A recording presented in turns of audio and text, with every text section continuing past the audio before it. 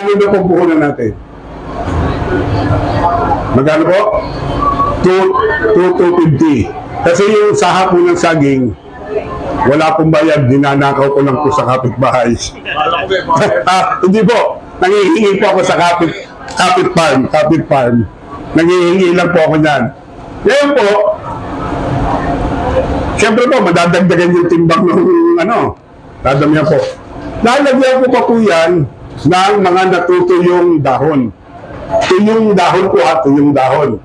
Lalatagan ko po sa ibabaw ng maraming tuyong dahon bago babasain ko po yan.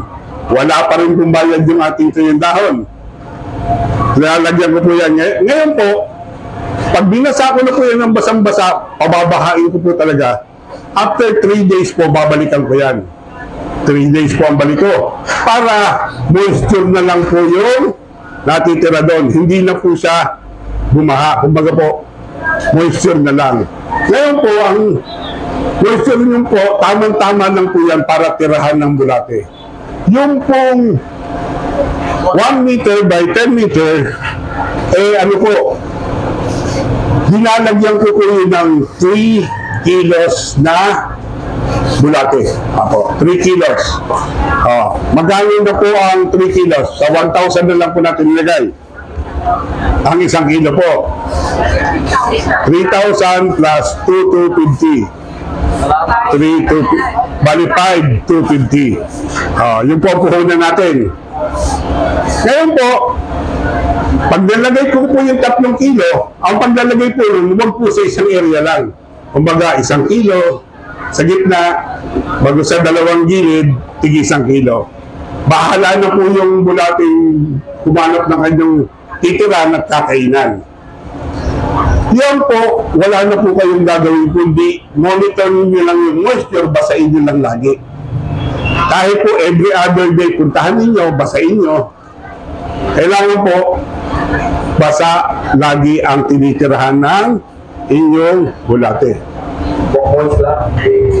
Yung basta-basta, pag binasa mo, may butas naman po yun, bababalin naman po sa butas yung tubig, moist na lang ang matitira doon. Mas okay lang yung basang-basa kasi meron namang area yan na hindi nababasa.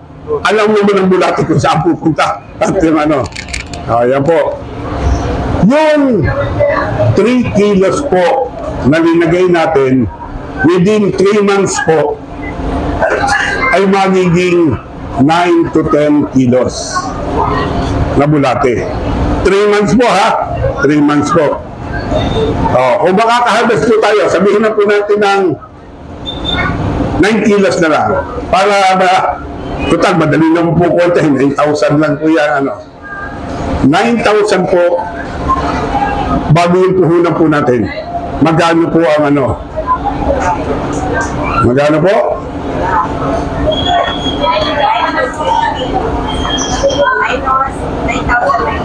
Opo. Meron po kayong 3,750. Okay na po ba yung 3,750 na kita ninyo sa 3 buwan? Hindi pa po ba? Hindi pa po kayo masaya sa 3,750. Dapat lang po, huwag po kayong gawin nyo kung 3,750, parang kada isang buwan, 1,250 lang po ang binigay sa inyo ng bulate. Maliit po yun. Yung pong linagay natin na dumi ng baka at saka po damo at saka po yung katawan ng saging, kinain po yun ng bulate. Yung po yung tinatawag nating vermicompost. Yung vermicompost po, titimbang po yun, pinakamababa is 1.5 tons. 1.5 tons. 1.5 po, sa 10 piso na lang po ang 1 kilo, magkano po yun? Ayun po. 10 piso isang kilo. 10 piso isang kilo, 1.5, magkano? 15,000. 15,000.